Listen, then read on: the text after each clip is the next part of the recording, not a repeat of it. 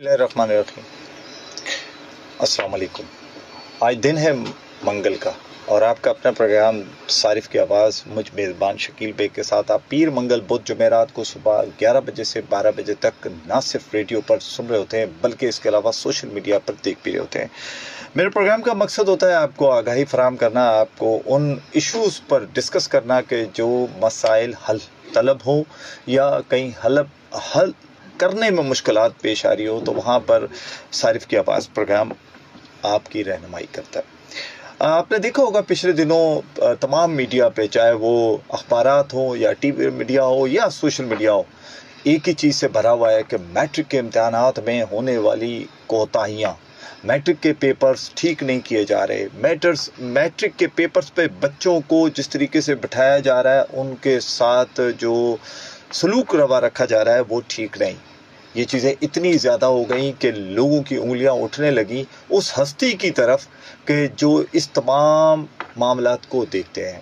लेकिन इन्हीं चीज़ों को देखते हुए कुछ ऐसे मैं समझता हूँ कि दिल रखने वाले भी इसी शहर कराची में हैं कि जो स्टूडेंट्स और पेरेंट्स के साथ खड़े हो जाते हैं। इसी तरीके से जब मेरे पास कुछ चीज़ें जमा हुई और कुछ मैं समझता हूँ इसमें मैं उस अखबार का भी हवाला देना चाहूँगा, रोज़नामा जसारत का, कि जिसने जसारत की एक पूरा अदारिया लिखा और जिसमें उन्होंने लिखा कि किस तरह और कैसे कैसे क्या क्या कुछ हुआ। लेकिन जिस दिन ये सब कुछ हो रहा था वहाँ एक शख्स एक हाल में बैठकर बच्चों की नुमाइंदगी कर रहा था, पेरेंट्स की नुमाइंदगी कर रहा था। वो शख्स कौन है, मैं चाहूँगा कि मैं उनका तारफ़ कराऊँ ताकि प्रोग्राम को आगे बढ़ा सकूँ। आप peak private schools association Sindh के सदर हैं जनाब सैयद शहजाद अख्तर साहब। अस्सलाम वालेकुम। वालेकुम अस्सलाम। कैसे मिजाज है आपके? जी अल्हम्दुलिल्लाह ठीक ठाक है सर। सबसे पहले तो मैं बहुत मशकूर हूँ क्योंकि आप बहुत दूर से ट्रैवल करके यहाँ तशरीफ़ लाए और मुझे पता है कि शहर में ट्रैफिक का भी बहुत ज़्यादा स्टक होता है। मेरा सवाल शहजाद साहब सिंपल सा है, सादा सा है कि जिस दिन बच्चे सरापा एहतजाज थे, पेरेंट्स थे और उसी रात को एक सिम्पोजियम में तकारीर हो रही थी, वो क्या थी और उसमें क्या गुफ्तगू हो रही थी? इसका थोड़ा सा शकील भाई बैकग्राउंड में थोड़ा सा आपको बताना जरूर मेरे सुनने वालों को बताइए। जब बोर्ड के एग्जाम होते हैं इसको एक फोबिया बना दिया जाता है। बिल्कुल ठीक। हालांकि एग्जाम को एक इदारा है जो एग्जाम ले, जैसे दूसरे इदारे लेते हैं ये भी ले और खामोशी से खत्म हो जाए। बिल्कुल ठीक। आपने कभी नहीं सुना होगा किसी दूसरे बोर्ड के एग्जाम हो रहे हैं और वो इस तरह से आपको अखबारात की जीनत या टेलीविजन की जीनत बनता नजर आ रहा हो। बिल्कुल ऐसे। तो ये एक इदारा होते ही सिर्फ इसलिए है कि वो एग्जाम कंडक्ट कराएगा बोर्ड। बिल्कुल एक अलग इदारा है, उससे किसी को ताल्लुक नहीं है। अच्छा, अब हुआ ये कि पिछले तकरीबन 2-3 साल से यहाँ मुस्तकिल सीटों पर कंट्रोलर मौजूद ही नहीं है। अच्छा। यानी शकील भाई आप इस तरह से अंदाजा लगाएं कि तकरीबन पिछले 2 साल में 6 कंट्रोलर बदल दिए गए। 6 कंट्रोलर? जी, जब और वही लोग, यानी कि कंट्रोलर भी कोई ऐसे नहीं बदल दिए गए कि कोई बाहर से कोई एफिशिएंट एक कोई आदमी लाके उसको दिया जाता, बल्कि वही डिप्टी कंट्रोलर साहिबान को चार्ज दे के कभी एक को, कभी दूसरे को, कभी तीसरे को वहां बिठाते चले गए। सही। लाजिमात है, मैं अभी भी वसूख से कह रहा हूँ कि एग्जाम अभी आप देखिएगा ये कोई कंट्रोलर ले रहे और रिजल्ट कोई और कंट्रोलर दे रहा होगा, यानी कि इसी टर्नओवर में अभी कंट्रोलर फिर चेंज कर दिया जाएगा। ये मैं आपको पेशेंट गोई कर रहा हूँ एक अदद आपके तवज्जुह से। अच्छी पेशेंट गोई तो नहीं है ये अच्छी। मैं वही आपको अभी और इसके बहुत सारी चीजें बताऊंगा यकीनी तौर पर जो सामीन के लिए बड़ी मतलब ऐसी होंगी कि वो हैरान रह जाएंगे कि होता है। जरूर बताइए, मैं चाहूंगा जरूर बताइए। तो अब उसका हाल जो अभी आप प्रोग्राम बता रहे हैं, इससे पहले एक तंजीम है, उन्होंने हालांकि बोर्ड के मामला इस वक्त, क्योंकि सबसे बड़ा बोर्ड है पाकिस्तान का जहाँ इस वक्त 4 लाख के करीब जो है बच्चा एग्जाम देता है, तो लाजमी आता है 4 लाख के बच्चा एग्जाम देता है तो बड़े बोर्ड हैं, तो उससे छोटी मोटी कोई गलतियां हो भी जाती हैं, लेकिन उसको एकदम से इतना ज्यादा हाईलाइट करना और दूसरा चीजों को ना कंप्लीट करना, ये 2 अलग अलग बातें। बिल्कुल ठीक। अभी क्या हुआ है कि जिस दिन एग्जाम का लास्ट डे था तो इस दफा पहली दफा बोर्ड ने जो आपके एडमिट कार्ड हैं उन्हें अपलोड किया कंप्यूटराइज उस पर, यानी कि दायरे पे लेकर आए और उसको कंप्यूटराइज उन्होंने कहा जी कि ये आप निकाल लें स्कूल वालों से। जिसमें गवर्नमेंट स्कूल के भी थे, प्राइवेट स्कूल के भी थे। बिल्कुल ठीक अच्छा, प्राइवेट स्कूल के पास आसानी ये होती है कि उनके पास पहले से पूरा इंफ्रास्ट्रक्चर मौजूद होता है, लेकिन गवर्नमेंट के पास बदकिस्मती से ऐसा कोई निज़ाम मौजूद नहीं है। अच्छा। जिनके बच्चे लाजिम आते पहले ही थोड़े से मजलूम है, और मजलूमियत उस वक्त हो जाती है जब उन्हें एडमिट कार्ड ना मिला हो। तो ये वो रुझानात थे जो बड़े, और कुछ उसमें से ऐसे थे जिनके फॉर्म किसी भी वजह से रह गए। अब हम ये वजूहात में जाएंगे तो बहुत सारी पता चलेगा कि जी माफियाज हैं और यूं है, कुछ भी नहीं है। एक बच्चे का जो एग्जाम आपने लेना है तो बोर्ड का तो काम ही एग्जाम लेना है, तो अगर वो आपको एक दिन पहले लाके भी वो दे रहा है, फीस दे रहा है और इतनी लेट फीस के साथ दे रहा है, तो आप उसका एग्जाम उसको दे दें, उसको कंडक्ट करने दें वहाँ पे। तो उससे पहले हमने इस बात के लिए चेयरमैन साहब से कोशिश की। चेयरमैन साहब मुसलसल जो है, सबसे बड़ी कोताही मैं कहूँगा इस वक्त जो बोर्ड में हुई वो चेयरमैन साहब की थी। क्या? क्योंकि सरबराह की थी, क्योंकि जितने मामला थे वो उन्हें समझने चाहिए थे, उन्हें बिठाना चाहिए था स्टेक होल्डर्स को। मीटिंग करते हैं ऐसे वक्त में। बिल्कुल ठीक है। यहाँ पे उल्टा हिसाब हुआ।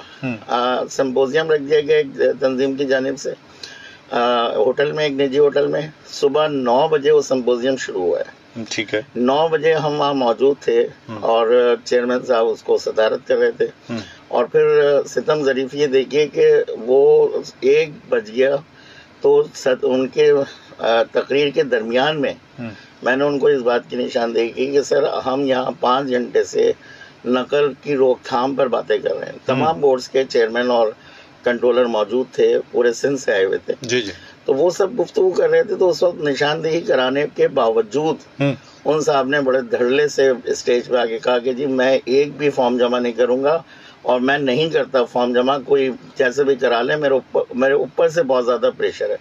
अब मैं नहीं समझ पाया कि बोर्ड जो एक बिल्कुल अलग अलग बॉडी है, उसके ऊपर से कौन प्रेशर डाल रहा है, ये बात समझ में नहीं आई। उसके बावजूद हमने उनसे कहा कि आप जो है अभी बोर्ड ऑफिस चलें सर, हम वहाँ बैठ के इसको डिस्कस कर लेते हैं। वो बोर्ड ऑफिस नहीं गए उस दिन। ठीक है। लेकिन लाजिमत है, क्योंकि मेरे पास तो कॉल्स थी, बहुत सारे बच्चों की थी, बच्चों की आप जैसे जानते ही हैं। जी बिल्कुल, देख रहा मतलब मुसलसल हम इस चीज़ों में लगे रहते हैं। तो हम बोर्ड ऑफिस पहुंच गए। बोर्ड ऑफिस में कंट्रोलर और सेक्रेटरी मौजूद थे जी। हमने उनसे गुफ्तगू शुरू की और तकरीबन 5 घंटे के बाद हम इस बात को समझा सके कि भाई इसमें बोर्ड की भी गलती है, इसमें पेरेंट्स की भी कुछ की गलती है, कुछ स्कूल वालों की गलती है। इन गलतियों को बच्चों पर सादिर ना करें। बिल्कुल ठीक। पहले ही वो परेशान है, वो एग्जाम एक नाम ही परेशानी का होता है, उनको मजीद उस परेशानी में ना डालें इस गर्मी की हालत में। आप यकीन करें, बहुत सी बच्ची ऐसी थी जो बेहोश होने के करीब थी। तो उस वक्त फिर सेक्रेटरी साहब का मैं शुक्रिया अदा करूंगा कि उन्होंने कंट्रोलर साहब से बात करके फिर चेयरमैन साहब को फ़ोन किया। चेयरमैन साहब के वहाँ देखें कि वो वहाँ खाना खा रहे हैं, उन्हें कह रहे हैं कि बोर्ड ऑफिस चलें, तो वो कहते हैं जी सब सही है, कोई आपको परेशान होने की जरूरत नहीं है, हमने सब संभाल लिया है। तो जब इदारे के सरबराह के कमेंट्स होंगे शकील भाई, तो फिर एक जो सबसे बड़ा बोर्ड है, मैं तो समझता हूँ कि इन बोर्ड्स के अफसरान को ये सोचना चाहिए कि लाखों रुपए सैलरीज ले रहे हैं, तो इनको मतलब बहुत दिलो जान से काम करना चाहिए। अच्छा, ऐसा तो नहीं है, थोड़ी सी आपकी बात मैं काटूंगा, कहीं ऐसा तो नहीं है कि कहीं प्राइवेट किसी बोर्ड को प्रमोट करने का तो नहीं है, कहीं स्कीमा बन रहा है? ऐसे ही हो रहा है शकील भाई, बिल्कुल आपकी वो, क्योंकि ये सबसे सस्ता बोर्ड है, लाजमी है, क्योंकि बच्चों की तादाद ज्यादा है, रेवेन्यू बहुत ज्यादा कलेक्ट होता है, इस वजह से अभी तक दूसरे बोर्ड्स की बनिस्बत इसकी एग्जामिनेशन फीस कम है, जिसकी वजह से एक गरीब का बच्चा जो है वो आसानी के साथ पेपर दे आता है। लेकिन हमारे यहाँ मसले ये है कि इन चीजों को बर्बाद कर दिया जाए और ख़त्म करके फिर उनको उन चीज़ों को महंगा तरीन करके पेश किया जाए, ताकि वो लोग जो बेचारे नहीं ले सकते वो बगैर तालीम याफ्ता ही रह जाएं। अब आप सोचें, सब 22 लाख बच्चा सिंध में स्कूल नहीं जा रहा, ये अच्छा। हमारे लिए एक पहले ही मुसीबत खड़ी हुई है। यानी कि 10 साल के बाद वो जो 22 लाख बच्चा नहीं जा रहा, वो कहाँ खड़ा हुआ होगा, किस नेज पे खड़ा होगा, आप सोच सकते हैं। उसके बाद हम जो बच्चे पढ़ना चाह रहे हैं, जो बच्चे यहाँ आ रहे हैं, वो तालीम हासिल करना चाहते हैं, हम उन्हें सिर्फ ये कह के रोक देंगे जी आपका जो है वो एडमिट कार्ड इशू नहीं कर सकते, हमारे बोर्ड का वो लिंक डाउन हुआ है, कहीं पता चला उसमें वो इतना प्रेशर आ गया कि वो जी बैठ गया सिस्टम। तो भाई ये चीज़ें तो पहले से करने की हैं, ये पहले से सोचने की हैं। जी बिल्कुल, आप भी अगर जो इस वक्त रेडियो सुन रहे हैं, इसके अलावा फेसबुक पर हमें देख भी रहे हैं हमें, तो आप भी कोई सवाल करना चाहें ज़रूर कीजिए। सैयद शहजाद अख्तर साहब जो कि सदर हैं पीक प्राइवेट स्कूल एसोसिएशन के, और मेरे ख्याल सिंध में सबसे बड़ी एसोसिएशन है जो इस पे काम कर रही है। और मुझे खुशी इस बात की है कि आप हमेशा पेरेंट्स और स्टूडेंट्स के साथ खड़े हो जाते हैं। और ये जो मैट्रिक का इशू आया, इसमें भी इन्होंने बढ़ चढ़ कर, और मैं देख रहा था, मैं काफ़ी सारे क्लिप्स भी देखे, और आखिर में मजबूर हुआ ये प्रोग्राम करने के लिए कि इन बच्चों का मुस्तकबिल क्या होगा। और फिर मैंने सोचा कि किस शख्सियत को बुलाया जाए, तो मैंने इसीलिए सैयद शहजाद अख्तर साहब से रिक्वेस्ट की कि आप आइए ताकि आपसे बात करें, क्योंकि आप ग्राउंड पे नज़र आ रहे थे, आप रात में भी नज़र आ रहे थे, सुबह भी नज़र आ रहे थे, और आप भी मेरे प्रोग्राम का हिस्सा बन सकते हैं। बहुत ही आसान है, 0315000884 मिलाइए और कॉल करके सैयद शहजाद अख्तर साहब से मैट्रिक के हवाले से कोई सवाल करना चाहते हैं, अपने बच्चों के मुस्तकबिल के हवाले से बात करना चाहते हैं, ज़रूर कीजिए, ताकि कम से कम। अच्छा शहजाद अख्तर साहब, एक और शिकायत बहुत ज़्यादा है, चूँकि अब तो ये सारा हो गया, उसके बाद पेपर्स हो गए। अच्छा, एक तो ये है कि हम यहाँ पर कई लोग मुतालबा कर रहे हैं जी, चेयरमैन साहब जो है ना वो एक्शन लें, या लिया या सीट छोड़ दें, ये भी कहा जा रहा है। लेकिन मैं ये कह रहा हूँ कि अगर वो समझते हैं कि गलती नीचे वालों की हुई है, तो उन्होंने नीचे वालों को कितने लोगों को सजा दी है अभी तक? शकील भाई देखिए, किसी पर्सन का शरीफ होना, हाँ, मैं चेयरमैन साहब, कंट्रोलर साहब या सेक्रेटरी साहब की जात पर बात नहीं कर रहा। जी जी, बहुत नफीस लोग हैं, बहुत अच्छे लोग हैं। हमारे कंट्रोलर साहब तो इतने शरीफ आदमी हैं कि उन्होंने अभी तक शादी तक नहीं की।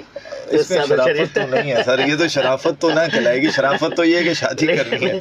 लेकिन प्रॉब्लम ये है कि मतलब शराफत नहीं रह गए सब, इस शराफत का या इस नेक नामी का या इस बात का कि मैं पैसा नहीं खाता, और नीचे वाले आपके फ्रंट बैंड बने हुए हैं, वो आपके नाम से पैसा खा रहे हैं, तो इसको क्या नाम देंगे आप? मतलब इदारे का अगर सरबराह, एक अगर घर का वालिद है, उसकी औलाद अगर करप्शन कर रही है, और वो क्या नहीं, मैं तो 5 टाइम का नमाजी हूँ, तो उसको नमाजी होने से कोई फायदा नहीं है कौम को। बिल्कुल ऐसा ही है जी, कोई फायदा नहीं। अच्छा, इस वक्त इन्हीं कंट्रोलर के और चेयरमैन के होते हुए जो इस वक्त शिकायत सबसे ज्यादा मौसूल हो रही है, वो ये सेंटर्स जो हैं उसमें सही मॉनिटरिंग भी नहीं हो रही।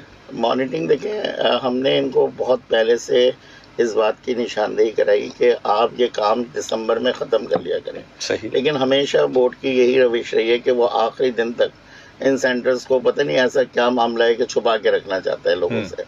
बच्चों को आखिरी वक्त तक नहीं पता चलता कि उनका सेंटर का है। पिछले 5 साल में ये हुआ कि पहले मेंबर बोर्ड होते थे। जी जी। मेंबर बोर्ड हमारी ही जमात से तकरीबन कोई 15 साल, गुलाम अब्बास बलोच साहब जिनसे मुलाकात भी जी बिल्कुल, तो वो जीतते रहे, और 5 साल पहले तक आपने देखा था इस तरह के मसाइल नहीं उठते थे। बिल्कुल ऐसे ही। ये पिछले 5 साल से जब से ये इलेक्शन को इन्होंने खत्म किया, जिसकी वजह से जो नुमाइंदा था हमारे प्राइवेट स्कूलों का, वो वहाँ BOG में होता था, वो वहाँ पे आवाज उठाता था इन बातों के लिए, वो आवाज ही बंद कर दी गई कि इलेक्शन ही रोक दिए गए या इलेक्शन नहीं होगा। तो वजह, अब वजह तो उनसे जब भी पूछी जाए, वो चेयरमैन साहब कहते हैं मैं डेट दूंगा, क्योंकि उनकी सवाबदीदी फंड है। तो हमने कई दफा काम बाला से भी इसके लिए, सेक्रेटरी बोर्ड से भी कहा, जो इनके वजीर है उनसे भी इस बारे में गुजारिश की कि सर ये इलेक्शन कराए जाए हर साल, ताकि नुमाइंदा मौजूद हो। तो शकील भाई, ये जो आपको 80% जो मसाइल नजर आ रहे हैं, ये अभी भी वैसे हल हो जाएंगे। वो इतने फाल तरीके से कामों को अंजाम देते हैं कि मतलब अल्हम्दुलिल्लाह कभी भी कंप्लेन नहीं आती थी, और अभी भी बोर्ड जहां अटकता है, पहला फोन उनको गुलाम अब्बास बलोच को ही जाता है कि इस जगह क्या किया जाए। तो यकीनी नहीं, तो फिर उस शख्स से क्यों नहीं वजह सिर्फ ये है कि लाजिमात है, क्योंकि हम प्राइवेट सेक्टर से ताल्लुक रखते हैं। यहाँ एक बिल्कुल अजीब सा कॉन्सेप्ट हो गया। अब जिनका मैं अभी जिक्र कर रहा हूँ, जिन्होंने वो कराया, सिम्पोजियम कराया, उन्होंने एक दिन पहले बोर्ड के तमाम लोगों को बुला के उनकी तारीफों के पुल बांध दिए, और उसके तीसरे दिन ही प्रेस कॉन्फ्रेंस करके उन्होंने उनकी धज्जियां बखेर दी। उन्होंने कहा जी काबिल एतमाद आदमी नहीं है सारे के सारे लोग। दरअसल बात यह है कि जब तक तमाम स्टेक होल्डर्स को बिठा के आप चीज़ों को सही नहीं करेंगे, कभी भी ये मामला सही नहीं होंगे। आप बिलीव करें कि इतने ज़बरदस्त प्राइवेट स्कूल्स हैं जिसमें इंतहाई शानदार फर्नीचर मौजूद है, इंतहाई शानदार CCTV कैमराज तमाम कमरों में लगे हुए हैं, वो हम इन्हें प्रोवाइड करते हैं, लेकिन सिर्फ इस वजह से कि लाजिमात है उसमें पैसे इन्वॉल्व नहीं होते, जिसकी वजह से बोर्ड उनको नहीं बनाता, क्योंकि नीचे का पूरा अमला, शकील भाई एक आप क्या लेंगे कि पूरा कहते हैं ना कि एक मंडी लगी हुई है, वो मंडी लगी हुई है। अब वहाँ पे कंट्रोलर साहब क्या, मैं नेक आदमी हूँ, तो उस नेकी का फिर क्या फायदा होगा कि अगर वहां पे वो मंडी आप नहीं रोक पा रहे। बिल्कुल ऐसा ही है। कंट्रोलर साहब की अगर शादी नहीं हुई तो इसका मतलब हरगिज हरगिज ये नहीं है कि वो उनकी कोई नेकी गिनी जाएगी, लेकिन नेकी तो ये गिनी जाएगी, ये काउंट की जाएगी कि आप बच्चों के साथ क्या रवैया अख्तियार करते हैं। माना कि आपने जो भी तरीक़ेकार राइज किया, लेकिन उसमें सबसे बढ़कर एक शहजाद अख्तर साहब और सवाल है मेरे जहन में आ रहा है कि आपने भी फुटेज देखी होगी जो मुख्तलिफ स्कूलों की आ रही है जिसमें राहदारियों में बच्चे बिठाए हुए हैं और उनको कहा जा रहा है दरिये घर से लेकर आ जाएं। तो ये क्या, ये जो प्राइवेट स्कूल्स या कोई सेंटर्स कायम किए जाते हैं, क्या ये फ्री में होते हैं? नहीं, बिल्कुल फ्री में नहीं होते, बिल्कुल पैसे दिए जाते हैं। मसला सिर्फ इतना सा है कि वो जो जैसे एक कैपेसिटी प्राइवेट स्कूल ने लिख के भेजी 200, जी जी, अब उसमें 200 बच्चों को मजीद भेज दिया गया जो एक बद इंतजामी नजर आई। उसे फौरन से हालांकि सही कराया गया और सही भी हो गई, लेकिन जब वो 200 बच्चे और शकील भाई चले गए, बिल्कुल वो वाला हिसाब है कि हम किसी को शादी में इनवाइट करते हैं जी जी, और वहाँ हम 200 लोगों का इंतजाम करते हैं, अब वहाँ 500 लोग भेज दें तो क्या होगा? वहाँ पे यही वाली बदनज़मी होगी। तो यही बदनज़मी यहाँ हुई और इन्हीं चीज़ों के लिए मैं फिर कह रहा हूँ चेयरमैन बोर्ड को, इस आपके तवज्जो से कह रहा हूँ कि खुदारा इलेक्शन करवाइए, हमारा एक नुमाइंदा आपके पास मौजूद हो जो आपको इन बातों की तरफ निशानदेही कराए, क्योंकि बोर्ड ने समझ लिया कि हम अक्ले कुल हैं, हम जो काम करेंगे बस वो सही है, जिसकी वजह से आज हमें ये दिन देखना पड़ रहा है कि बच्चे जो हैं वो रुस्वा हो रहे हैं। आप यकीन करें कि आप जाएंगे तो वो बच्चे बेचारी अल्फाज नहीं है, लड़कों के अल्फाज नहीं है, हालांकि लड़के बहादुर होते हैं लेकिन उसके बावजूद परेशान है। गर्मी शदीद है कराची में इस वक्त, वैसे ही हर बंदे का बुरा हाल है और इन तमाम इंतजामियों की वजह से मजीद और आप देखते हैं कि बुरा हाल हो जाता है लोगों का वहाँ पे। जी बिल्कुल बुरा हाल हो जाता है। फेसबुक पर इरफान खान जो हैं बल्दिया टाउन से, उनका मैसेज है अस्सलाम वालेकुम। वालेकुम सलाम जी। जी वो गुफ्तगू को बड़ा पसंद कर रहे हैं, शहजाद साहब आपकी बातों को भी बड़ा अच्छा अप्रिशिएट कर रहे हैं, पसंद कर रहे हैं। एक कॉल लेते हैं कि क्या कह रहे हैं कॉलर। अस्सलाम वालेकुम। हेलो, अस्सलाम वालेकुम जी। वालेकुम अस्सलाम जनाब। सर गेस्ट तो शो में खुशामदीद कहूँगा और बहुत एक कड़वा सच है जो कह रहे हैं। जी जी बिल्कुल ऐसा ही है। पर मैं सिर्फ इतना कहूँगा कि जैसे नेक्स्ट ईयर स्टूडेंट के साथ जो जुल्म हुआ था, जी जी, तो ऐसे कुछ असरात इस साल नजर आ रहे हैं। और दूसरी बात मैं कह रहा हूँ कि अगर ये लोग मतलब के नुमाइंदा नहीं सेलेक्ट कर रहे जी और इलेक्शन नहीं करवाते, फिर इन्हें चाहिए कि स्टूडेंट के लिए ऐसा रूल बना ले कि वो कार्बन पेपर यूज करें, तो ऊपर जो रियल पर्चा वो दे रहे वो बोर्ड में दे, उसकी नीचे की कॉपी जो है ना वो अपने पास रखे कि ताकि कल इनके खिलाफ फिर कोर्ट में कार्रवाई दिखाए कि हमने ये पेपर दिया था, इसका हमें ये मार्क्स क्यों मिले। ठीक, जैसे लोगों के खिलाफ अदालत में कोर्ट में केस भी कर सके।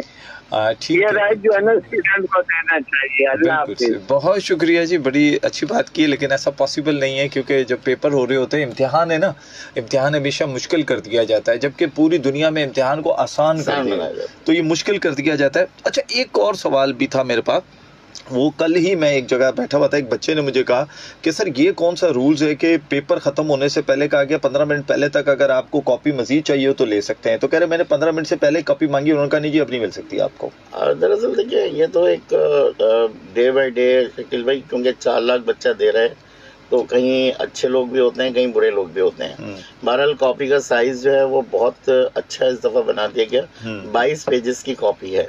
तो अगर एक बच्चा बहुत सहूलत से काम करने वाला है तो वो उसमें कर देता है। अच्छा होता है क्या है कि वो बच्चा क्या करता है कि वो हिस्सा अलिफ पूरे एक पेज पे लिख देता है, उसके बाद दूसरे पेज से उसको शुरू करता है, तो उसकी ऑलरेडी वो कॉपी खत्म होती है। तो मतलब वो उसका रूल यही है कि जी आप पहले पूरी कॉपी चेक करें, अगर आपकी कॉपी भर गई होगी तो बी कॉपी दी जाएगी। बिल्कुल ठीक है। लेकिन अच्छा एक ये जो लाखों तलबा तालिबात हैं जिनका आप भी जिक्र कर रहे हैं कि लाखों हमेशा हर साल होता है, इनमें जो बच्चे रह गए यानी कि जिनके एडमिट कार्ड ही नहीं आए, अच्छा इनमें वो बच्चे भी हैं जिन्होंने ऑनलाइन जमा करवाई थी फीसेस, सारे प्राइवेट स्कूल्स के थ्रू नहीं है या प्राइवेट नहीं है, इसमें वो भी रह गए जिनकी ऑनलाइन फीस जमा कर दी गई है और वो प्रूव भी कर रहे हैं। अब एक ही उससे हाँका जा रहा है उन बच्चों को कि यानी कि जिनके ऊपर ये इल्जाम लगा कि जनाब इन्होंने प्राइवेट स्कूल से, फिर कहा गया माफिया से, फिर कहा गया तो क्या जो ऑनलाइन जमा कराएगी वो भी माफिया से? देखिए हमने बोर्ड को हमेशा ये कहा है कि देखिए आप एक इदारा हैं, आपको पास तो जितने बच्चे आएंगे आपका रेवेन्यू जनरेट होगा।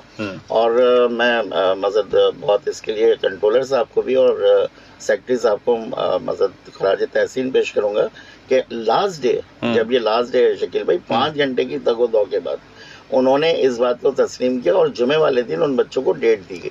बिल्कुल ऐसे ही हुआ, डेट दी गई, फॉर्म जमा किए गए और उनको इतवार वाले दिन जो है वो एडमिट कार्ड इशू किया गया। अभी इस वक्त कोई भी बच्चा ऐसा मौजूद नहीं है जिसका एडमिट कार्ड ना दिया गया, और ये भी अच्छी बात है। जो किसी इदारे की प्रेशर बिल्ड हुआ, हाँ, फिर उसके बाद ये क्या किया, उन पेरेंट्स का क्या हाल हुआ, वहाँ आप लोग भी खड़े रहे। तो आप ये देखें ना कि अगर इतना अच्छा रेवेन्यू जनरेट हो रहा है, सब कुछ हो रहा है, तो फिर इतनी डिले क्यों की गई? ये सिर्फ चेयरमैन साहब की उस दिन की एक कोई मेरे ख्याल से जहन की उनकी वो थी, कोई इख्तिलाफ कि शायद मैं नहीं करूंगा तो मैं कोई बहुत बड़ा आदमी कहलाऊंगा। तो वरना यकीन करेंगे उसी लम्हे मसला हल हो जाता, ना कोई शोर शराबा होता और ना ही कोई किसी किस्म की बदनज़मी आप देखने को ही आपको मिलती। तो अभी भी हम कहेंगे कि अभी आप देखें ये हो रहा है एग्जाम के अलग मामला हैं। अब वो जो अभी कॉलर ने निशानदेही कराई वो है रिजल्ट के मतलब नताइज, वो उसके ऊपर है, वो इंतहाई इससे ज्यादा संगीन होते हैं। लास्ट टाइम चेयरमैन साहब ने खुद कबूला कि हमसे गलतियां हो गई, तो इदारे का सरबरा जब ये शकील भाई कबूल कर रहा हो कि हमसे गलतियां हुई हैं, तो इसका मतलब आप सोचें नीचे अमला क्या उसके साथ कर रहा होगा, क्या उनके साथ वो उनकी कितनी बातों को मान रहा होगा, या उनकी समझ क्या है कि वो अपने जो अफसरान हैं, जो उनके मातहत हैं, उनसे काम ही नहीं ले पा रहे हैं। तो लाजमी आता है अब ये जुमला कहना कि नाअहल हैं, तो ये बड़ा बुरा लगता है, क्योंकि एक इदारे के सरबराह हम ये जुमला नहीं कहना चाहते, बिल्कुल ठीक, और हम कहते भी नहीं, लेकिन खुदारा होश के नाखून लीजिए। उन बच्चों को जो आपके पास आए हैं बड़ी तवक्कुआत के साथ आए, बड़ी मेहनतें उनके वालिदैन की होती हैं, उनको उसी तरीके के रिजल्ट दीजिए जिस तरह की उन्होंने मेहनत की है। बिल्कुल ऐसा ही है, वही रिजल्ट दीजिए कि जिसकी उन्होंने मेहनत की और रात दिन की है। जहाँ बिजली ना हो उसके बावजूद मेहनत कर रहे हैं, जहाँ खाने पीने के लाले पड़े हो वहाँ भी बच्चे मेहनत कर रहे हैं, और फिर उसके बाद जब रिजल्ट आए तो पता चलता है कि वो बच्चा या तो फेल हो गया, या कुछ कंप्यूटर ने साथ नहीं दिया, या ऑनलाइन चीज़ें ख़राब हो गई, पता चला कि उस बच्चे का फ्यूचर तबाह हो गया। और सबसे बड़ी बात यह है कि ये जो मैट्रिक है basically just like is the first class, क्योंकि आपने अब जाना है कॉलेज में, तो बेसिकली मैट्रिक तो हमारा एक किस्म का पहली क्लास है मेरी नजर में कि आपने पास करनी है आपको। शकील भाई आपने भी माशाल्लाह यूनिवर्सिटी की, हमने भी की। आज तक अगर हम कहीं जॉब के लिए या बाहर कहीं जाते हैं तो सबसे पहले मैट्रिक का सर्टिफिकेट मांगा जाता है। उसकी वजह नहीं कि हमने मैट्रिक किया या नहीं किया, उसकी वजह तो खैर ये है कि उसमें डेट ऑफ बर्थ लिखी होती है और किसी सर्टिफिकेट में डेट ऑफ बर्थ नहीं होती, उसकी वजह ये है। लेकिन लाजिम बात है उसकी बच्चे की पहली सनद जो उसकी पहचान करवाती है वो उसका मैट्रिक सर्टिफिकेट है। बिल्कुल ऐसे। तो अगर वो वहाँ का इदारा जो है वो काबिल एतमाद होगा, उस पर भरोसा होगा। बोर्ड हमारा है शकील भाई, मैं ओन करता हूँ ये बोर्ड हम हमारा है, बिल्कुल, क्योंकि हम उन गरीब बच्चों की नुमाइंदगी करते हैं जो बच्चे फीस देना मुश्किल समझते हैं। हमने भी चेयरमैन साहब को ये भी कहा था कि जो लेट होते हैं किसी मजबूरी की वजह से होते हैं। आप इन पे जो 11,000 रुपये, अब इस वक्त 11,000 रुपये के साथ एक फॉर्म जमा हुआ, एक बच्चा जो 2,500 रुपये नहीं दे सकता उससे 11,000 रुपये लिए, 11,000 रुपये, और ये भी उस दिन 7,000 रुपये किया जा रहा था इसमें इजाफा, जो हम लोगों ने रुकवाया। हमने कहा सर वो पैसे जमा करके लाया होगा जो आपने पहले दिए हैं 3,500। अब अगर आप 7,000 रुपये इसमें इजाफा कर देंगे तो वो फिर बच्चा रह जाएगा। तो बाखुद उन्होंने बात मान ली, तस्लीम कर ली, उनका शुक्रिया कि उसके बाद बच्चों ने जो है वो 11,000 रुपए जमा। तो वैसे कितने हुए थे नॉर्मल जो? वैसे तो सिर्फ आपके कहते हैं 3,500 रुपए में पूरा वहाँ पे हो जाता है, लेकिन अब ये 11,000 रुपए हो रहे हैं। अब ये मैं चाहूंगा कि इस पर भी हम बोर्ड से कहेंगे कि नजरसानी इसलिए करें कि इस वक्त लोगों को खरीदने की कुव्वत जो है ना वो खत्म हो चुकी है, कोई चीज परचेज नहीं कर पा रहे, खाने पीने के लाले पड़े हुए।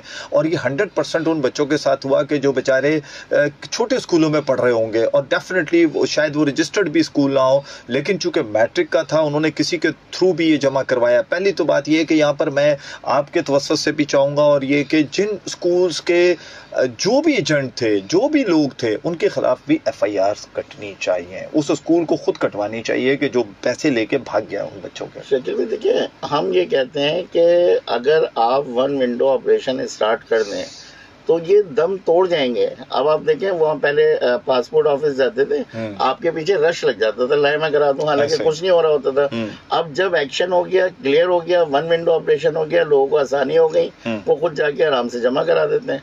तो ऐसी यहाँ बोर्ड को क्या परेशानी है कि अगर कोई शख्स आ रहा है और वो फॉर्म सबमिट कराता है तो उसे क्यों आप कह रहे हैं कि हम आपका फॉर्म सबमिट नहीं कर रहे, जिसकी वजह से वो फिर उन एजेंट्स को ढूंढता है जो उससे मजीद पैसे ले रहे होते हैं 11,000 के अलावा। आप यकीन करें बहुत से लोग तो लाखों रुपए लेके भाग जाते हैं इसमें बच्चों से। अब ये देखिए ज्यादती दर ज्यादती, एक तो उसके पास वैसे ही पेपर नहीं हो रहे, उसके पेरेंट्स उसकी जगह परेशानी के पेरेंट्स ज्यादा परेशान होते हैं निस्बतन, क्योंकि वो पूरा साल तैयारी करते हैं कि ये बच्चा जाएगा पेपर देगा। अच्छा, लिया से पंजाब से आपको सलाम भी कह रहे हैं। वालेकुम सलाम जी, और शो को बड़ा पसंद किया जा रहा है, बहुत शुक्रिया आपका। इसके अलावा जी आबिद अमीर साहब है, अस्सलाम वालेकुम। वालेकुम अस्सलाम। मोहतरम से बड़ी उदासी होती है क्या अभी तालीम के मौजू पर समझाने की कोशिश कर रहे हैं सर, क्या अगले साल भी हम इसी तरह बैठे हुए होंगे? वो तो पिछले साल का भी बता रहे हैं कि पिछले साल भी ऐसा ही सब कुछ हुआ था, तो अभी इस साल भी यही है जनाब, क्या करें। शहजाद साहब ये एक उदासी वाला मैसेज है, लेकिन एक कॉल लेते हैं कि काफ़ी देर हो गई मैं कॉल नहीं ले रहा जी। अस्सलाम वालेकुम। वालेकुम अस्सलाम जी। यासीन बोल रहा हूँ जी यासीन साहब क्या कहेंगे? अल्लाह ताला बहुत अच्छी बातें कर रहे हैं आपके मेहमान जो ना, इनको सलूट है कि ऐसी बातें जो ना जो हमारे दिल की बात है ना ये कर रहे हैं, जो हमारे दिल की बात है सर, बड़ी बात है वैसे सर। इनको बहुत सलूट है, इनको अल्लाह पाक अपने हिफ्ज़ में रखे, क्योंकि ऐसे लोग उनके दुश्मन होते हैं दूसरे लोग जो ना जिनको खाचेबाजी कर रहा था, इनके दुश्मन होते हैं। अल्लाह पाक इनको हिफ्ज़-ए-ईमान में रखे और अल्लाह पाक इनको तंदुरुस्त सेहत दे हमेशा हमेशा के लिए। और शकील भाई आपसे जो आपने नंबर दिया था व्हाट्सएप नंबर, शकील भाई कल जो ना नंबर मैं नोट नहीं कर सका, अगर दोबारा सब कर देंगे तो बड़ी मेहरबानी होगी। इतनी मरतबा नंबर बांटता हूँ, लोगों का तांदा बन जाता है, मेरे से एक ही दफा ले ले, आप शायर होकर बैठा करें, आखिर में इंशाल्लाह मैं देता हूँ नंबर आपको, ठीक है जी? मेहरबानी, बहुत बहुत शुक्रिया शकील भाई, बहुत बहुत शुक्रिया। अच्छा, बात हम कर रहे हैं बच्चों के फ्यूचर की, बात कर रहे हैं उनके साथ होने वाली ज्यादतियों की, बात कर रहे हैं कि किस तरीके से पेपर दिए गए या लिए जा रहे हैं, और अभी पेपर चल रहे हैं, अभी पेपर ख़त्म नहीं हुए, लेकिन एक तांदा बन गया है। पता भी है कि सोशल मीडिया इस टाइम इतना जल्दी स्पीडली वायरल होता है। और अच्छा, इसी इशू पे चूँकि और बहुत सी जगहों पे बात भी की जा रही है, एक और सोशल मीडिया पे वीडियो वायरल हो रही है, एक बहुत ही छोटा सा बच्चा वो 10th क्लास के बच्चों के पेपर ले रहा है, जो कि जब उसको सोशल मीडिया पे बताया गया तो पता चला वो खुद भी 8 या 9th क्लास का। तो ये कैसे इजाजत दे देते हैं किसी को? नहीं शकील भाई, इसमें बोर्ड का मैं कहूँगा कि इतना कसूर नहीं है बहुत बड़ा। तो ये तो जिसका सेंटर सुपरिटेंडेंट है, जिस सेंटर में वो बच्चा ले रहा है, ये तो उसको पूरी इंस्ट्रक्शन दी जाती हैं। अब वो अगर उसका कोई खानदान का कोई भतीजा भांजा होगा, टीचर्स ना होने की उसमें उसने लगा दिया होगा, उसकी वीडियो वायरल हो गई होगी, तो उसके ऊपर एक्शन लेना चाहिए। बोर्ड को एक्शन लेना चाहिए। बोर्ड को दरअसल देखिए मैं बताऊं कि इन तमाम चीजों पर वो जो सोशल मीडिया पर आ जाती हैं तो इतनी ज्यादा तेजी से वायरल होना शुरू हो जाती हैं। अब उसमें कुछ सही होती हैं, कुछ चले गलत भी हो, लेकिन फिर भी एक्शन ले लें। एक्शन लेना चाहिए। अब अच्छा, एक्शन लेने वाले लोग जो खुद जो बनाए गए, हाँ जी, वो खुद जब करप्शन में मुब्तला हो तो लाज़मी है कौन सा एक्शन पे शकील भाई, किस एक्शन की बात होगी? मुझे याद है जब इंटर बोर्ड के इश्यूज चल रहे थे तो फिर तमाम जितने भी डिवीजन्स थे उनमें कमिश्नर्स जो थे उनको नॉमिनेट कर दिया गया था, और कराची कमिश्नर मुझे याद है मोहतरम सलीम राजपूत साहब थे, उनको इंटर बोर्ड का जब बनाया गया था, और एक बड़ा अच्छा डिसीजन था कि ऐसा तो ना हो कि मैट्रिक बोर्ड के लिए भी कमिश्नर कराची को ही नॉमिनेट किया जाए, जिसको दर्द होता है, जिसको तकलीफ होती है, कम अज़ कम ऐसी शख्सियत को रखा जाए। कॉल लेते हैं, सुनते हैं क्या कह रहे हैं। अस्सलाम वालेकुम। आपके मेहमान को भी अस्सलाम वालेकुम। वालेकुम सलाम जी जनाब। मैं नमाज कर रहा हूँ, बहुत अच्छी बातें कर रही है सर। मेरे घर के ये सवाल है कि ये लाइन एरिया में जो सामने लाइन्स एरिया में क्या है? आवाज कट रही है आपकी, थोड़ा सा आगे पीछे हो जाए। क्या लाइन्स एरिया में क्या है? मैं कह रहा हूँ लाइन एरिया में बच्चों का सेंटर किया है, वहाँ नकल मामूली भी बहुत हो रही है, लाइट भी नहीं। अच्छा, लाइट भी नहीं और नकल भी खूब हो रही है। हफ्ता बाजार के पास, हफ्ता बाजार वो जो रोड पे लगता है जो बाजार, उसके पीछे जी सेंटर बिल्कुल रोड पे लगा हुआ, वो जो पार्किंग प्लाजा की तरफ जाते हुए आता है शायद, मेरा ख्याल है, अगर मैं गलती पे नहीं। अच्छा बहुत पहले, ठीक हो गया जी, ठीक हो गया जी, बहुत शुक्रिया जी। निशानदेही कर रहे हैं जी, एक सेंटर है लाइंस एरिया का और बिल्कुल रोड पे ही है, पार्किंग प्लाजा से थोड़ा सा पहले आकर, तो वहाँ पर एक बचत बाजार है, उसके पीछे स्कूल है जिसमें बिजली भी नहीं है और साथ साथ नकल भी भरपूर हो रही है। अब देखें ना शकील भाई, अगर ये हमारी उन तजावीज को माने तो ना इन्हें इन तमाम चीज़ों का सामना करना पड़े, क्योंकि बेहतरीन प्राइवेट स्कूल मौजूद हैं जहाँ ये पेपर ले सकते हैं, बच्चे सुकून से पेपर दे सकते हैं। लेकिन इसके लिए यकीनी तौर पर वो जो मतलब बोर्ड के अंदर जो फ्रंट्स मैन है इनको हम निशानदेही भी कर चुके हैं, बता भी चुके हैं, कोर्ट तक जो है उनको सजाएं दे चुका है, लेकिन उसके बावजूद मौजूद हैं और काम कर रहे हैं। तो अब ये जो नकल वाला मामला है, ये दरअसल देखें, ये किसी एक शख्स कसूरवार मैं नहीं कहूँगा, इसमें हम सब कसूरवार हैं। इस वक्त पहले शकील भाई हमारे आपके पेरेंट्स होते थे, इस जुमले को सुनना क्या मतलब हम निकाल ही नहीं सकते थे इस जुमले को। लेकिन आप यकीन करें, अभी आप पेरेंट्स की हालत उठा के देखें, वो इस फोबिया में लगे हुए हैं कि उनका बच्चा किसी भी तरीके से A1 ग्रेड में पहुंचे। सही बात है, ऐसा तो जब तक ये रहेगा कि पेरेंट्स भी चाहेंगे, टीचर्स भी चाहेंगे, पहले टीचर होता था उसकी अटेंशन होती थी पढ़ाने पर, अब इस वक्त टीचर है उसकी अटेंशन है किसी तरह से उसके पढ़ाए हुए बच्चे A1 ग्रेड ले लें। तो ये जब तक ग्रेड फोबिया से हम नहीं निकल पाएंगे, और इंशाल्लाह इनमें मैंने लास्ट प्रोग्राम में बताया था कि काम किया गया है और ये परसेंटेज वाला सिस्टम जो है इसको ख़त्म कर दिया जाएगा इंशाल्लाह अगले चंद सालों में। तो फिर ये तो एक और चीज़ भी आ गई है ना कि देखा कि अब मैट्रिक के बच्चे को भी किस तरह मैट्रिक का रिजल्ट भी संभालना है, फिर उसके बाद उसी बच्चे को कॉलेज अपने ही प्राइवेट कॉलेज में ले जाया जाता है कि आप फिक्र नहीं करें, बच्चा किसी भी परसेंटेज में आएगा वो अपने ही कॉलेज में आ जाएगा। तो ये, और आपको उस कॉलेज का फ़ायदा ये है कि उस बच्चे को आपको किसी प्राइवेट कोचिंग में पढ़ाने की भी ज़रूरत नहीं है, क्योंकि हम यहीं पर सब कुछ पढ़ा रहे हैं। कॉल लेते हैं, फिर कुछ सवाल है वो करते हैं जी। अस्सलाम वालेकुम। अस्सलाम वालेकुम जी, कौन कहाँ से? हेलो, आवाज़ नहीं आ रही आप आपकी आवाज़ बहुत गूंज रही है, या तो आपका रेडियो ऑन है या कुछ है, क्योंकि आवाज़ बहुत गूंज रही है आपकी।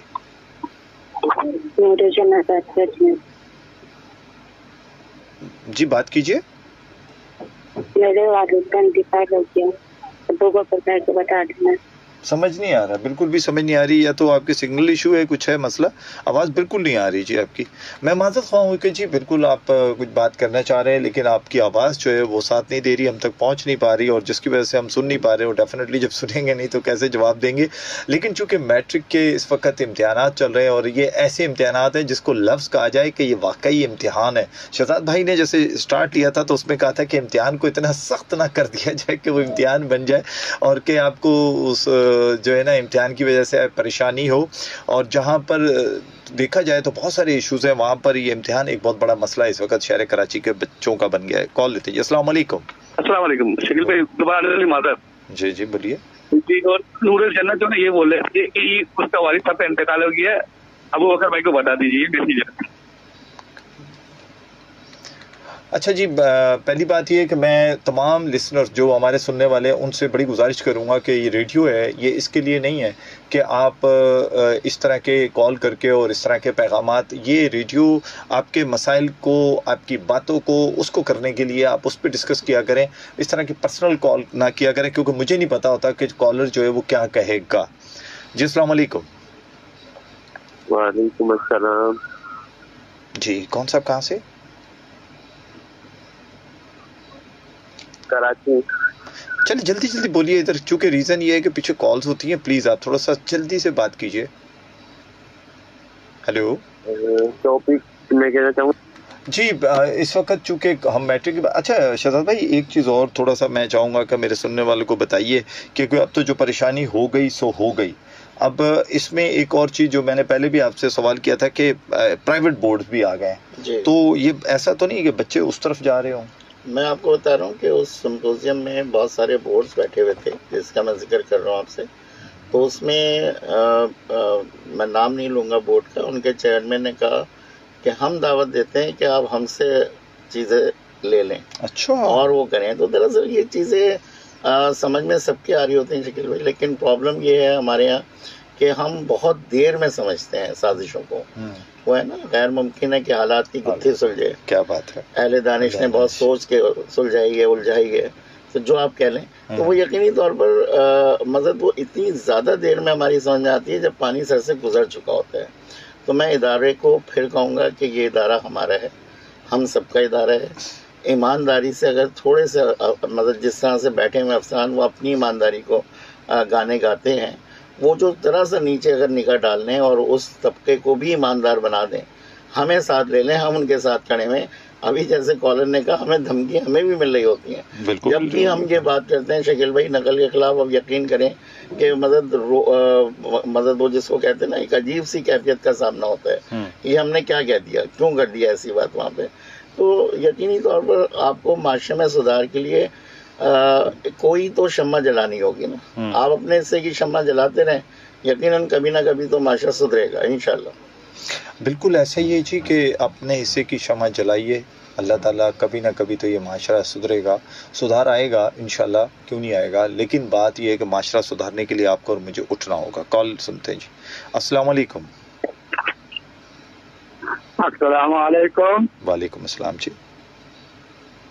मोहतरम शकील बेग साहब और आपका जो आपके साथ मेहमान बैठा उसको भी मैं सलाम पेश करता हूँ। वालेकुम अस्सलाम। और ये जो आपका तासुब चल रहा है बहुत बेहतरीन अंदाज में चल रहा है। सब बातें जो है आपका भी लेकिन सुन रहा था, जो कॉलर चल रहा था उनकी बातें मैं सुन रहा था, लेकिन आखिरी इनसे जो अभी जो आपके मेहमान जो अभी भी गुफ्तगू कर रहे थे एक सेकंड पहले, तो उसने कहा कि बीमारी जब पहुंच जाती है तो फूल जो है हम उससे बात करने लगते हैं, पानी जब जो है वो आखिरी इनसे आ जाता। तो ये मैं कहना चाहता हूँ कि ये अभी का जो बीमारी है ये 50 साल से शुरू है। 50 साल से अभी तक किसी ने इसका तवज्जो नहीं दी। अभी जब रोड पकड़ गई है, अब जब आम हो गई है, तो अभी इसकी बात इसको निकालना पर दोबारा जो है ना इससे बहुत मेहनत करनी पड़ेगी सर।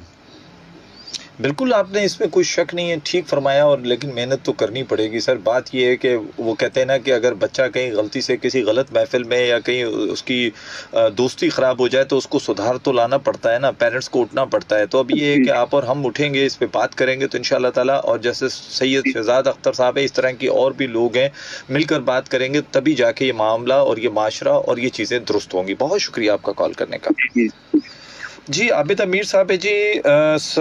फिर हमारा क्या किरदार हो सकता है एजुकेशन को बेहतर बनाने में, सवाल कर रहे हैं एक साहब आपसे। देखिए किरदार बस यही हो सकता है कि जिस जगह पर हम मौजूद हैं, अगर हम बाप की जगह पर मौजूद हैं तो हम अपने बच्चों को तालीम की तरफ रग़बत दिलाएं। अगर मैं टीचर हूँ तो बच्चों को पढ़ाने की तरफ रग़बत दिलाऊँ।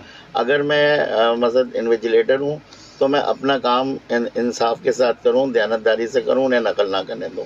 खुद ब खुद ये नकल का खात्मा हो जाएगा, क्योंकि हम इसे फोर्सफुली कराने की कोशिश करते हैं जिसकी वजह से कभी भी रब्ता नहीं है, और उसमें सब इन्वॉल्व होते हैं कि नकल हो, और एक बंदा कोशिश कर रहा होता है कि नकल ना हो, तो कभी भी नकल नहीं रुकेगी। और बिल्कुल ऐसा ही है जी। बेसिकली सैयद शहजाद अख्तर साहब जो हैं वो प्राइवेट स्कूल्स की एसोसिएशन है, पीक प्राइवेट, उसके सदर हैं। तो डेफिनेटली गवर्नमेंट स्कूल्स का उनसे कोई ताल्लुक नहीं है, लेकिन ये है कि वो मोहब्बत करते हैं तालीम से, तो उस तरफ भी वो जितना हो सकता है करते हैं। कॉल लेते हैं जी। अस्सलाम वालेकुम।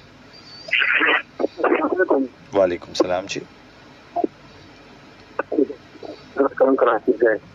जी कौन सा? सॉरी आवाज़ आपकी बिल्कुल कट रही है। इजाज़ साहब बात कर रहे हैं जी। इजाज़ क्या कहेंगे? मैं आपके मोटर मेहमान को भी अस्सलाम वालेकुम कहता हूँ जी। वालेकुम सलाम। खुश आमदीद कहता हूँ जनाब। और मेरा एक सवाल है सर, पाकिस्तान में तालीम दीगर ममालिक से कम क्यों है? और दूसरी बात ये, क्या नकल करके पास होना जरूरी है, इसके अलावा और कोई हल नहीं? बहुत अच्छा सवाल है आपका, बहुत अच्छा सवाल है, जवाब लेते हैं। ये बिल्कुल बहुत अच्छा रेलेवेंट सवाल है जी। बहुत अच्छा सवाल किया है। क्या ये सुन लिया आपने? जी जरा सा रिपीट करते हैं। वो उनका ये कहना है कि जी क्या पाकिस्तान में नकल करके ही पास होना जरूरी है? दरअसल शकील भाई अगर सिस्टम को हमारे यहाँ थोड़ा सा तब्दील कर दिया जाए, बोर्ड्स का एतमाद बढ़ जाए, तो ये नकल खुद ब खुद ही खत्म हो जाएगी। अब आप देखें, पहले हम मैट्रिक का एग्जाम लेते हैं बच्चे से, फिर हम उसका इंटरमीडिएट बोर्ड से एग्जाम लेते हैं, फिर हम उनका NTS लेते हैं। अच्छा। तो ये एक बहुत बड़ा तमाचा होता है उन बोर्ड्स पर जिन बोर्ड से बच्चा निकल के आया होता है। यानी कि हम उन बोर्ड्स पर पहले एतबार नहीं कर रहे और 2-4 साल उन्हीं बोर्ड से बच्चे को गुजार रहे हैं। अब अगर यही करना है तो डायरेक्ट NTS के टेस्ट में बिठाइए हर साल, ताकि वो बच्चा 4 साल NTS के टेस्ट से गुजर के कम किसी मुकाम पर तो पहुंचे। और नकल के बगैर तो पहले माशरे में आप देखें, अगर सिर्फ डेढ़ दहाई पहले अगर आप तस्वुर करें तो मेरे ख्याल से इस नकल का कोई तस्वुर भी नहीं था शकील भाई। ये तो अभी 2 दहाई से हम देख रहे हैं कि पेरेंट्स भी, टीचर्स भी सब जोर लगा रहे हैं कि नकल हो जाएगी इस तरह से। चले कॉल लेते हैं। अस्सलाम वालेकुम। अस्सलाम वालेकुम वरहमतुल्लाहि वबरकातुहू। वालेकुम अस्सलाम जी। मोहम्मद नाज़िम दरवेश गुलबार कराची से बात कर रहा हूँ और मेहमान गिरामी काबिल इज्जत को भी खुशामदीद और सलाम के हुजूर अर्ज करूँगा। गुजारिश अर्ज ये है कि सरसे के पहले से लेकर 90 तक जी तालीमी मयार यकसा था, उसके बाद ये दोहरा मयार जो आया है जिससे आज हमारे गवर्नमेंट स्कूल में जो हमारी बच्चियां पढ़ती हैं या बच्चे पढ़ते हैं उनके साथ दोहरा मयार क्यों रखा जाता है? हालांकि वही मयार रखना चाहिए दूसरों के साथ रखा जाता है, या आज से पहले 90 से पहले जिस तरह का मयार बेहतर हुआ करता था, हमारे असातिज़ा अपने बच्चों की तरह उन बच्चों को पढ़ाते थे। अगर उनमें कोई कमजोरी हुआ करते तो वो अपने घर पे बुलाते उनको नजर तो नहीं आता। जरा यही सवाल वालेकुम जी। साथ साथ यहाँ पर मैं आपके नज़र खुशो साहब हैं जी, वो सोबतपुर बलूचिस्तान से भी आपको सुन रहे, सलाम भी कह रहे हैं। तो वालेकुम सलाम जी। सवाल दोहरा मयार मैट्रिक नहीं, मैं यहाँ पे थोड़ा सा इनकी निगाह दिलाऊंगा कि मैट्रिक सिस्टम जो है वो तमाम प्राइवेट और गवर्नमेंट में एक ही तरह का पेपर है, एक ही तरह का निसाब है, एक ही तरह की बुक्स हैं, तमाम चीज़ें एक जैसी हैं, प्रैक्टिकल एक जैसे हैं। तो इसमें कोई अलग अलग नहीं है। सिर्फ वजह क्या है कि गवर्नमेंट से लोगों का एतमाद उठ गया है और प्राइवेट में लोगों का एतमाद है, जिसकी वजह से लोग प्राइवेट की तरफ रुजू करते हैं। हालांकि गवर्नमेंट फ्री जो है वो एजुकेशन देना गवर्नमेंट का फर्ज है और वो दे भी रही है, सिंध गवर्नमेंट दे रही है, लेकिन कोई जाना पसंद नहीं कर रहा। और वज़ीर तालीम ने तो स्टेज पर कहा था कि हमारी प्रोडक्ट फ्री में नहीं बिक रही और आप पैसों से प्रोडक्ट अपने नहीं। इसमें एक सवाल है मेरा जी, और ये मैंने डायरेक्टरेट में भी किया था जी। सवाल ये है कि जो गवर्नमेंट स्कूल की टीचर है उसका बच्चा कहाँ पढ़ता है? प्राइवेट। तो फिर उस टीचर को नौकरी करनी चाहिए? बिल्कुल नहीं करनी चाहिए। मैंने तो एक स्टैंडिंग कमेटी में सवाल उठाया था कि जितने लोग यहाँ स्टेक होल्डर बैठे हुए हैं वहाँ 42 तकरीबन लोग होते हैं, तो इन तमाम के बच्चे कहाँ पढ़ते हैं? तो किसी एक का बच्चा भी जो है वो गवर्नमेंट स्कूल में नहीं था, सिर्फ वजीर तालीम के, उनकी बेटी गवर्नमेंट स्कूल में थी। अब आप ये अलमिया देखें कि वज़ीर तालीम की बेटी गवर्नमेंट स्कूल में, स्टैंडिंग कमेटी के जितने भी मेंबरान हैं उसको छोड़ दें, इस वक्त सरकारी टीचर्स देखे जाएं कितने हैं। और मैं ये समझता हूँ कि गवर्नमेंट ऑफ सिंध को नहीं, पूरे पाकिस्तान में जहाँ जा चुका 18वीं तरमीम के बाद एजुकेशन तो सारी सूबों के पास चली गई है, तो उनको अपने सूबों पर चाहिए कि इस पर क्रैक डाउन करें कि अगर कोई टीचर है गवर्नमेंट स्कूल का और उसका बच्चा अगर प्राइवेट स्कूल में पढ़ रहा है तो मेरा ख्याल है उस टीचर को उस नौकरी से बर्खास्त कर देना चाहिए कि उसके अंदर इतनी एबिलिटी नहीं है कि वो बच्चों को पढ़ा सके। जो अपने बच्चों को गवर्नमेंट स्कूल में नहीं पढ़ा सकता तो वो कैसे तालीम देगा? मैट्रिक पे बात कर रहे हैं, सवाल लेते हैं। क्या आ रहा है जी? जी अस्सलाम वालेकुम। वालेकुम सलाम जी। कौन सा? अहमद बात कर रहा हूँ कराची औरंगाबाद से। जी अहमद साहब, क्या कहेंगे?